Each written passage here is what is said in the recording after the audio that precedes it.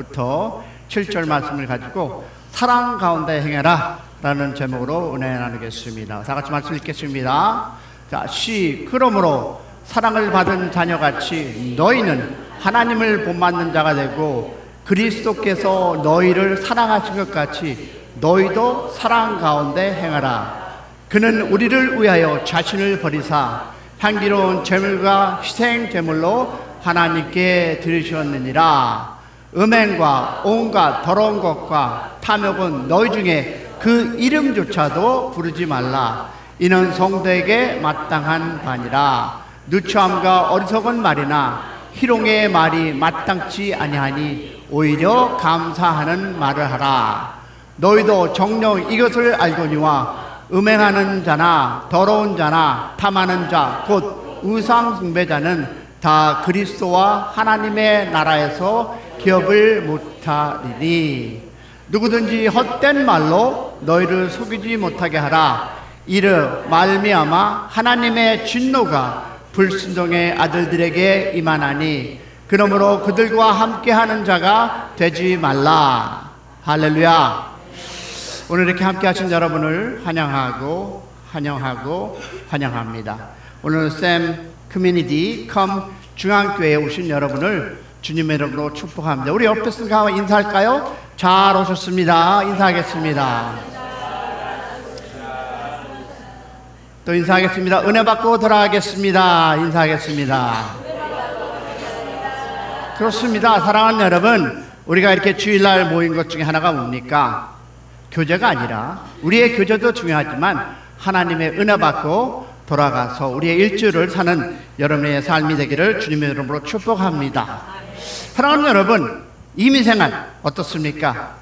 하다 보면 크고 작은 아픔을 많이 겪습니다. 낯선 땅에서 언어도 문화도 다르고 일터에서도 경쟁이 치열합니다. 지난 9월 조지아 LF의 현대와 LG가 에너지 솔루션의 그 합작, 즉 전기차와 배터리 공장에서 진행된 ICE 이민국의 단속으로 여러분 다 알다시피 총 475명이 체포되었습니다. 그 중에 여러분 300명이 한국인이라 파악되었다고 AP 뉴스에서는 저희들에게 이야기하고 있습니다. 자, 이번 단속은 미국 내 단일 현장 기준의 큰 규모의 이민 속에 평가되었습니다. 한국 외교부와 이재명 대통령은 한국인 이 체포자들을 보호하기 위해서 긴급 대응팀과 구성과 워싱턴 외교 행보를 고려 중이라고 하는데 왜 고려를 해야 합니까? 저는 고려가 아닌 now 한국 정부가 인법해서 이 사건에 대해서 이야기를 해야 된다고 저는 생각합니다. 여러분, 이런 대한민국의 정책에 저는 마음이 참 많이 아픕니다. 이에 더해서 청와대는 현대자동차 및 LG 에너지 솔루션을 합력하여 직원들의 여행 중단 및 사업 영향 최소화를 조치를 추진하고 있다라고 발표하고 있습니다. 그리고 트럼프 행정부의 정치적 맥락과 이렇게 얘기합니다. 이 단속은 고용, 즉 불법 고용 관한에 대한 수개월간의 수사 바탕으로 진행되었다라고 신문은, 한국은 아닙니다, 미국 신문은, 언론은 이야기하고 있습니다. 트럼프의 이 강력한 이민정책 기조가 반영된 조치라고 AP 뉴스에는 이야기하고 있는데요. 그리고 뭐라고 하니까 트럼프 대통령은 이번 단속을 두고 해야 할 일을 했다라고 공개적으로 옹호했습니다. 여러분 알다시피 배터리 공장은 조지아주에서 가장 큰 경제개발 프로젝트 중 하나였으며 이번 단속으로 인해서 미국 내 한국 기업 투자의 법적 불확성과 양국 관계의 긴장이 고조되었다고 저는 여러분과 나누고 싶습니다. 여러분, 이 사건은 우리에게 이민자의 삶이 얼마나 불안정하고 연약한가를 다시 한번 보여주는 사건입니다. 우리는 어떻다? 뿌리를 내리고 싶어도 법과 제도와 정치와 이 권력 앞에서 언제든지 흔들릴 수 있다라는 것이 is us. 우리들입니다. 여러분, 트럼프 정책 속에 가정과 생계와 눈물과 고통이 담겨 있다는 사실은 정치인의 언어로 설명되지 않습니다. 그런데 하나님은 억눌린 자, 나그네, 이방인을 보호하라고 명령했습니다. 어디에? 신명기 10장 19절에. 여러분, 세상은 합법과 불법으로 나누지만 하나님은 사람의 눈물과 생명을 보십니다. 할렐루야. 여러분의 많은 기도를 부탁드리겠습니다. 그러나 그 모든 어려움 가운데 가장 큰 아픔은 무엇일까요? 자녀 문제입니다. 부모는 이 자녀의 이 작은 한숨에도 가슴이 찢어질 듯한 아픔을 느낍니다. 제가 들은 한 가정의 이야기를 여러분과 나눠보겠습니다. 그 집 아이는 또래보다 몸집이 작고 성격도 소심했습니다. 이민 온 지 얼마 안 됐으니까 영어도 서투르고 학교에서 늘 외톨이로 지냈습니다. 친구들 사이에 따돌림을 당하기도 했습니다. 그래서 집에 와서는 늘 이렇게 얘기합니다. I don't want to go to school, Mom. 나 학교 가기 싫어. 그랬을 때 부모의 마음은 어떻겠습니까? 찢어졌습니다. 무엇을 해줄 수도 없는 그 무력감 속에서 하루하루 눈물의 연속이었습니다. 그러다 어느 날 When the Valentine's Day, 발렌타인스 데이를 앞두고 이 아이는 부모에게 이렇게 얘기합니다. 엄마, 아빠, 나 반 친구들에게 줄 카드를 만들고 싶어. 부모는 놀랐습니다. 평소에 소극적이고 외톨이처럼 지내던 아이가 갑자기 그렇게 말했기 때문에 부모는 과연 잘 될까? 마음이 떨렸습니다. 그러나 이 아이의 간절한 그 빛을 보고 재료를 사주었고요. 이 아이는 밤마다 며칠 동안 작은 작업실이 그 방으로 변했습니다. 학교에서 돌아오면 책방을 내려놓고 곧바로 종이를 오리고 풀을 바르고 그림을 그렸습니다. 2주 동안 그렇게 매일 그 아이는 카드를 만들었고 28장의 카드를 정성껏 만들었습니다. 그러나 가슴이 부모는 뭉클했습니다. 그러나 한편으로는 걱정되었습니다. 혹시라도 아이가 그 카드를 외면당하면 상처가 너무 클 것 같은데 때문에 부모는 걱정하기 시작합니다. 드디어 Day of the Valentines, 발렌타인스가 되고 그 아이는 그 만든 그 발렌타인스 카드를 가지고 학교로 갑니다. 그 부모는 하루가 어땠을까요? 일이 손에 잡히지 않았습니다. 혹시 또 우리 아이가 또 상처를 받으면 어떡할까? 마음이 조마조마했습니다. 오후가 돼서 아이가 집으로 돌아오는 시간이 되었습니다. 멀리서 아이가 걸어오는 모습을 보고 부모는 깜짝 놀랐습니다. 평소처럼 혼자 고개를 푹 숙이고 아이가 걸어오는 것이 아니라 얼굴에 환한 웃음을 띠면서 친구들과 함께 아이가 걸어오는 모습을 보았다는 것입니다. 그날 밤 부모는 눈물을 흘리며 깨달았습니다. 기억하시기 바랍니다. 사랑은 사람을 변화시키는 힘이 있다라는 것을 부모가 깨우쳤습니다. 할렐루야. 여러분, 사랑은 담을 허물고 닫힌 마음을 열고 관계를 새롭게 만듭니다. 믿으시면 아멘. 그들은 그 그것이 아이들의 세계에서도 어른들의 세계에서도 동일하게 통함을 믿고 돌아가는 여러분 되기를 축복합니다. 왜냐하면 사도 바울은 에베소서 5장에 이렇게 합니다. 그러므로 사랑받은 자녀같이 너희는 하나님을 본받은 자가 되고 그리스도께서 너희를 사랑한 것 같이 너희도 사랑 가운데 행하라. 아멘. 사랑 가운데 여러분 행하는 삶, 그것이 그리스도의 아이덴티티, 정체성입니다. Then how? 그렇다면 우리는 어떻게 해야 할까요? 하나님의 사랑을 본받아 사랑 가운데 행하는 삶을 살 수 있을까요? 바울은 먼저 우리에게 이렇게 얘기합니다. 사랑받은 자녀같이, 사랑받은 자녀같이 하나님을 본받는 자가 되라. 사랑하는 여러분, 여기서 본받는 자, 이 단어가 중요합니다. 헬라 원문을 보니까 미메테스, 즉 여기에 영어 단어를 보니까 미맥이 나옵니다. 즉 뭐니까 imitate, 흉내내라, 따라하라는 뜻입니다. 그럼 아이들이 부모를 흉내내듯이 우리가 하나님을 흉내내야 한다는 것입니다. 여러분 혹시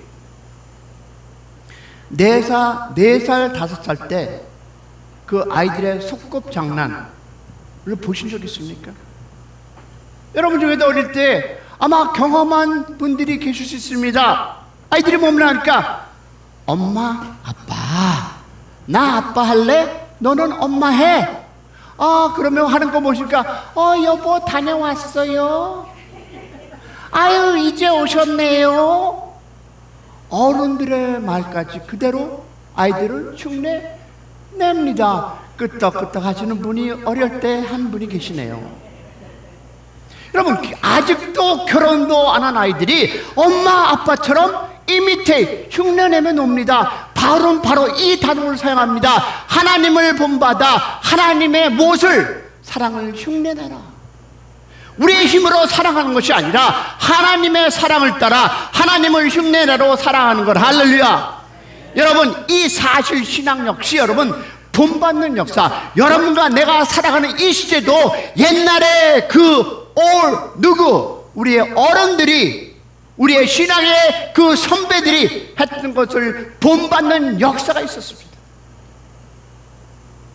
여러분 사도 바울이 자신도 고린도전서 11장 1절에 Follow my example as I follow this example.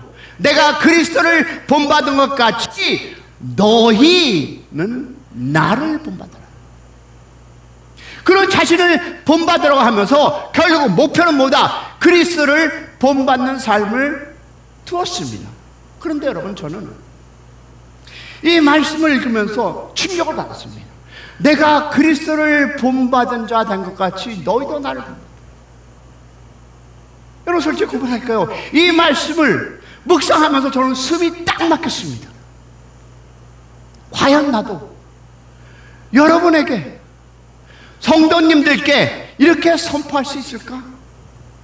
내가 이 쌤이 그리스도를 본받아서 여러분에게 선포하니까 여러분도 나같이 사세요라고 할 수 있을까에 저는 숨이 콱 막혔습니다. 이 질문이 제 마음을 붙잡았습니다. 그래서 저는 보았습니다. 이 바울의 담대함은 교만이 아니었는가? 먼저 기억할 것은 여러분 바울이 교만해서 이런 말을 한 것이 아니라는 점입니다. 여러분 아시다시피 그는 이미 고백했습니다. I am the least of apostles. 나는 사도 중에 가장 작은 자다. 나는 죄인 중에 계시다. I am the foremost sinner. 라는 그 무엇이 바울이 이렇게 담대히 나를 본받으라 라고 말할 수 있을까? 그 이유는 단 하나입니다. 자신의 삶을 온전히 그리스도와 그 십자가의 복음을 연결시켰기 때문에 할렐루야. 그래서 그는 다시 한번 얘기합니다. 본받아라 라는 깊은 의미는 여러분 단순히 흉내가 아닙니다. 누군가의 말투를 흉내내는 것이 아니라 그 사람의 삶의 데스니, 방향, 가치관, 태도 가치를 그 자체를 따르라는 것입니다. 할렐루야. 바로 내가 말한다. 내가 그리스도를 따라 살듯이 너희도 내 삶을 보며 그리스도를 따라가라. 그럼 고백하는 우리 모두가 되기를 소망합니다. 내가 이렇게 사니 너도 이렇게 살아라 라는 고백이 여러분의 인생에, 여러분의 가정에 함께하기를 축원합니다. 즉 나를 본받으라는 말은 결국 그리스도를 본받으라 라는 초대입니다. 믿으십니까? 그럼 우리 자신에게 주는 도전은 무엇일까요? 바울은 자신의 완전함을 내세우는 것이 아니라 자신의 연약함 가운데 역사하신 누구를? 그리스도, in Christ, the grace, 은혜를 내세웠습니다. 그래서 나를 보지 말고 내 안에 계신 그리스도를 보라, 담대함으로 선포할 수 있었던 것입니다. 그러기 위해서 우리는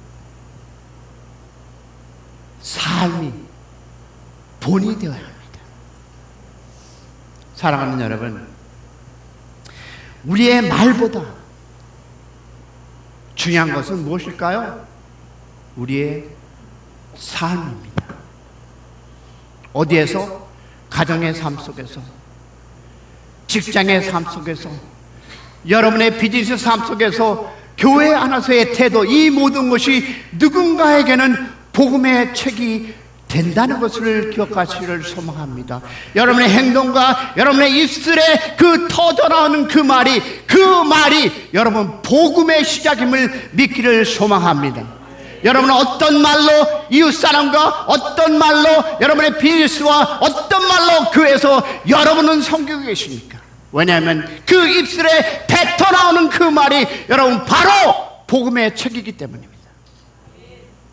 우리가 완전하진 않지만 은혜 가운데 살아갈 때 성도들과 자녀들은 우리의 삶 속에서 그리스도를 만나는 축복이 있기를 축원합니다. 여러분, 초대 교부 폴리캅은 스승 요한을 본받아서 끝까지 믿음을 지켰습니다. 순교의 순간에서도 이렇게 고백했습니다. 나는 지금까지 80년 동안 주님을 섬겼는데 주님은 한 번도 나를 버린 적이 없다. 내가 어찌 그분을 부인하겠느냐. 여러분 찬양 생각나십니까? 주님은 나를 한 번도 버리지 않고. 이래서 저는 찬양을 읽지 못합니다. 땡큐, 됐습니다. 자, 찬양하시는 분들 많이. 그래서 우리는 찬양이 살아나야 합니다. 그러니까 왜? 나 같은 사람이 있으니까. 여러분, 그는 뭡니까? 그리스도를 본받아 죽을 때까지 충성했습니다. 여러분 알다시피 그의 역사 속에서 종교개혁자 마르틴 루터는 말씀 앞에서도 그리스도를 본받는 길을 선택했습니다. 권력과 위험 앞에서도 이렇게 고백합니다. 뭐라고? 내 양심은 하나님의 말씀에 사로잡혀 있습니다. 할렐루야. 그래서 나는 다르게 할 수 없다. 내가 서 있다라는 말씀. 이처럼 믿음의 선배들은 자신을 따르는 것이 아니라 모두가 그리스도를 본받는 길을 우리로 인도했듯이, 성도 여러분, 본받는다는 말은 단순히 외적인 흉내만이 아닙니다. 그것은 the direction of the inner life, 내면의 방향을 말합니다. 아이들이 부모를 따라하면서 자라듯이 우리가 하나님을 따라서 점점 더 하나님을 닮아가는 그런 인생의 되기를 축복합니다. 그러면 하나님의 사랑은 어떤 사랑일까요? How can we follow the example of love? 어떻게 그 사랑을 본받을 수 있을까요? 바울은 두 가지 얘기합니다. 첫째, 하나님의 사랑을 입어야 하고, you need to put on the God's love. 둘째, 그리스도를 본받아 아낌없이 주어야 한다. 믿으시면 아멘. 그렇습니다. 하나님의 사랑을 입어야 합니다. 바울은 이렇게 말합니다. 사랑을 받은 자녀같이. 사랑은 내가 먼저 하는 것이 아닙니다. 먼저 하나님의 사랑을 받아야 할 줄로 믿습니다. 여러분 아십니까? 우리 인간의 본성은 어떻습니까? 우리는요, 이기심과 죄성입니다. 우리 흔히 말합니다. 부모와 자식은 저절로 사랑한다. That's not true. 아닙니다. 그렇지 않습니다. 오늘 신문을 보면 어떻습니까? 부모가 자녀를 학대하거나 자녀가 부모를 버리는 일들이 끊임없이 보도됩니다. 여러분, 이런 단순히 몇몇 특별한 사람들의 문제가 아닙니다. It has an inherent naturally. 우리 안에도 같은 본성이 있습니다. 우리는 죄로 인해서 타락한 본성을 가진 존재입니다. 할렐루야, 믿으십니까? 그래서 by the natural, the people's self-centered. 무슨 뜻입니까? 본능적으로 자기밖에 모릅니다. 여러분은 아닌 것 같으네요. 나만 그렇습니까? 그러므로 우리가 사랑할 수 있는 길은 단 하나. First, 하나님의 사랑을 입는 것입니다. 할렐루야. 그래서 그 사랑을 상처받고 치유한 하나님의 사랑으로, 즉 다시 말해서 한 목사님이 계셨습니다. 그 간증을 한번 생각해 봅니다. 이 목사님은요, 학문도 나봉 좋고요, 설교도 잘했지만 목회를 하지 못했습니다. 교인들과 서로 상처 주며 교회는 항상 분란의 전쟁터였습니다. 이 목사님은, 그 목사님의 이유는요, 어린 시절 받은 상처 때문이었습니다. 부모에게 버림받고 고안에서 자라면서 겪었던 그 외로움과 소외감이 깊은 상처로 남아 있었습니다. 그는 새벽마다 하나님께 울부짖습니다. 하나님, 왜 제 목회는 안 됩니까? 그때 하나님께서 주신 말씀이 바로 오늘 요한복음 3장 16절입니다. 다 아시죠? 하나님이 세상을 이처럼 사랑하사 독생자를 주셨으니. 그날 그는 처음으로 이 말씀을 자기 이름을 넣었습니다. 하나님이 세상을 사랑한 것이 아니라 나 샘을 사랑한 것 같이 사랑하셔서 독생자를 주셨구나 라는 그 깨우침에 그 순간 그의 눈물이 쏟아졌습니다. 수많은 상처가 치유되었고 그 목회는 달라졌습니다. 성도와 부딪히던 모습이 사라지고 교회가 회복되었다는 이야기입니다. 사랑하는 여러분, 그러면 이 사람은 뿐입니까? 예수님만 뿐입니까? 아니, 성경이 말하는 사랑은 무엇일까요? 사도 요한은 이렇게 얘기합니다. 사랑은 여기 있으니 우리가 하나님을 사랑하는 것이 아니요 오직 하나님이 누구를? 우리를 사랑하사 우리의 죄를 위하여 화목제물로 그 아들을 보냈습니다. 할렐루야. 또 사도 바울은 얘기합니다. 로마서 5장 8절에 우리가 아직 죄인 되었을 때 그리스도께서 우리를 위해서 죽으심으로 하나님께서 우리에 대한 자기의 사랑을 확증하였느니라. 아멘이십니까? 그렇다면 여러분, 우리가 용서할 수 없는 자도 용서해야 하지 않겠습니까? 예수님은 1만 탈렌트를 가진 비유를 여러분 다 아시지 않습니까? 1만 탈렌트가 얼마인지 아십니까, 여러분? 오늘날로 치면 수천억에 해당되는 금액입니다. 도저히 never can 갚을 수 없는 빚입니다. 그런데 그 빚을 누가? 주인이 탕감해 줬습니다. 그러나 그 빚을 탕감받는 자가 자기에게 100대리원, 다시 말해서 몇백만 원의 빚진 자를 용서하지 못했습니다. So question, 왜 그랬을까요? 왜 이 사람은 그런 행동을 했을까요? 자신이 탕감받은 그 은혜의 크기를 깨닫지 못했기 때문입니다. 사랑하는 성도 여러분, 우리도 마찬가지 아닙니까?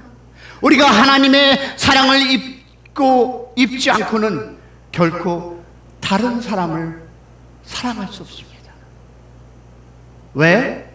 우리 주님께서 아낌없이 주신 것을 우리는 기억해야 합니다.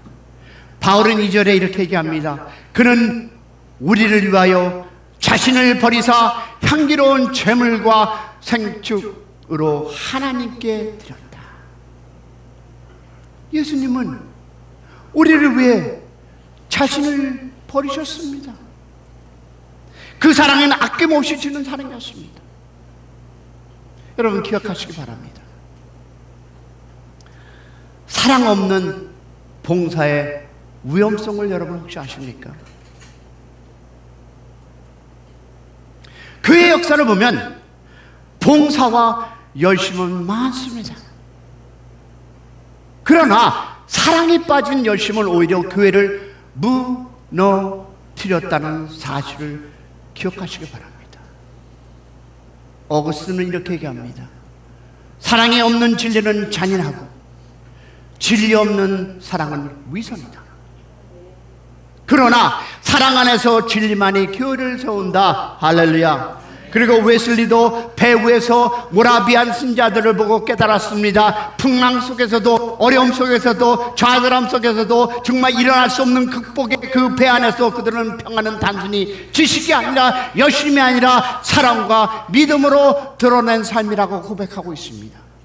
오늘 기대했듯이 한국교회 손양원 목사님은 자신의 두 아들이 죽은 원수를 미워하지 않고 오히려 양자를 삼으셨습니다. 사람의 힘으로는 불가능한 일입니다. 그러나 그는 예수 십자가를 사랑에 본받고 그 길을 걸었습니다. 그래서 사람들은 그들을 뭐라고 합니까? 사랑의 원자탄이라고 불렀습니다. 그런 여러분이 되시기를 축복합니다. 그런 여러분의 삶이 되기를 소망합니다. 프린세스 아시나는 이렇게 말합니다. 너희가 원수를 사랑하지 못하면 너희의 기도는 공허하다.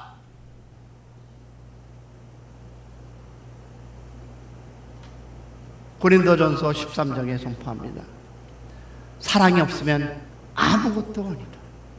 아무리 은사가 큰 은사, 아무리 큰 헌신이 있어도 사랑 없으면 다 공허하다고 얘기합니다. 사랑하는 여러분, 사랑으로 섬기시고 사랑으로 나누시고 사랑으로 위로하시고 사랑으로 함께하는 그런 교회, 샘 중앙 커뮤니티 교회가 되기를 축복합니다.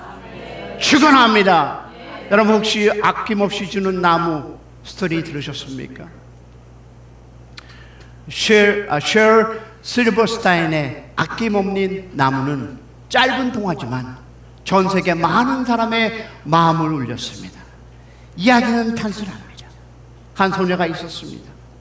그는 늘 나무와 함께 놀았습니다.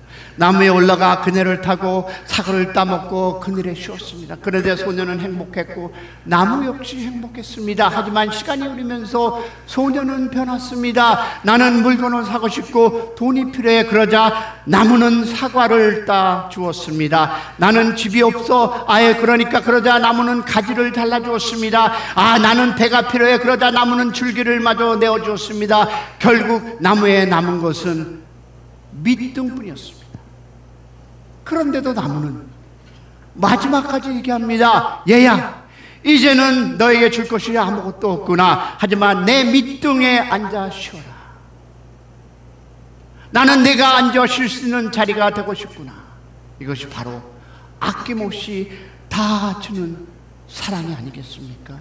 우리는 어떻습니까? 우와, so selfish. 네가 주면 내가 갖고, 내가 주면 너가 갖고, 이거 주면 내가 주고. 여러분, 이것은 that is not true love. That's a conditional love. 조건적 러브 아닙니까?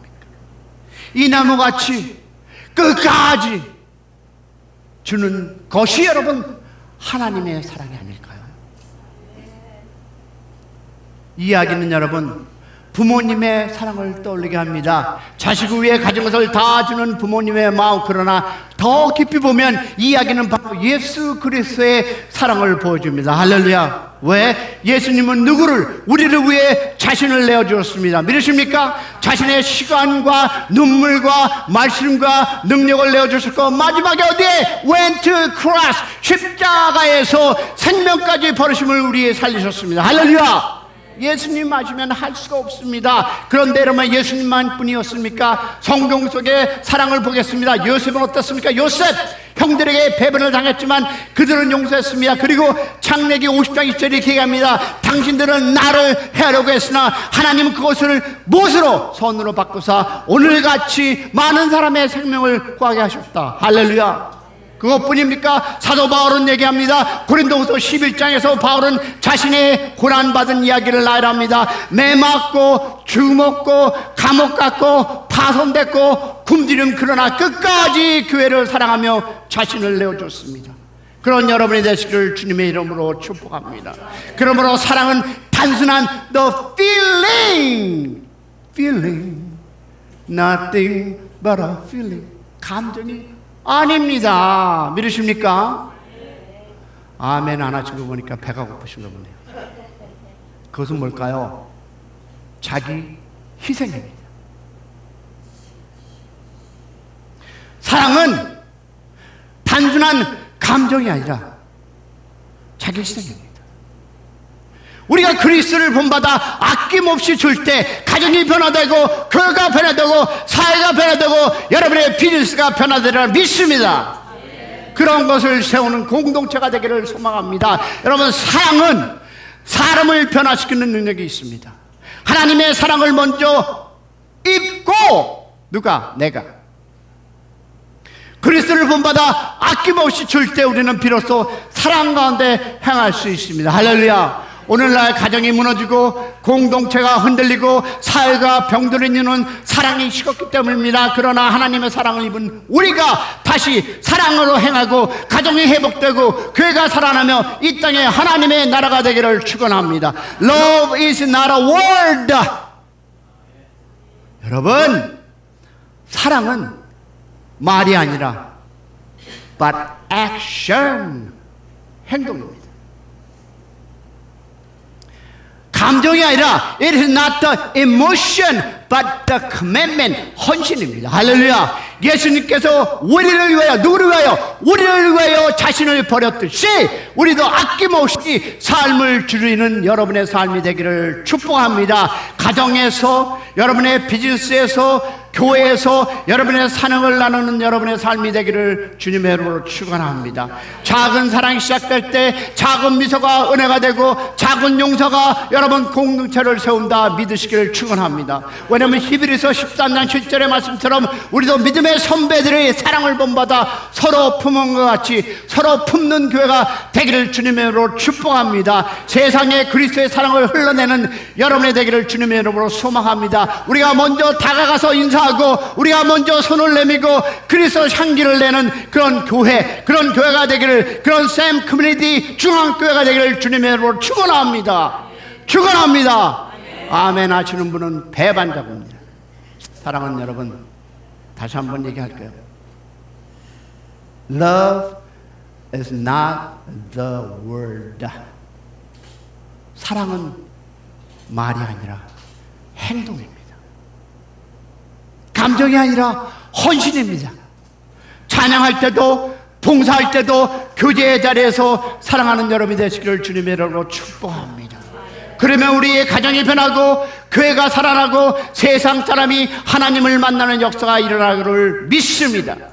우리 찬양 있지 않습니까? 가사에 그 크신 하나님의 사랑 말로 다 표 못하네. 역시 나는 아닙니다. 우리 한번 찬양할까요? 사랑하는 여러분, 우리가 사랑을 입으시고 그리스도를 본바 아낌없이 삶을 사시기를 축복합니다. 그럴 때 우리의 가정과 교회와 사회가 하나님의 나라로 변할 줄로 믿습니다. 우리 찬양하고 기도하겠습니다.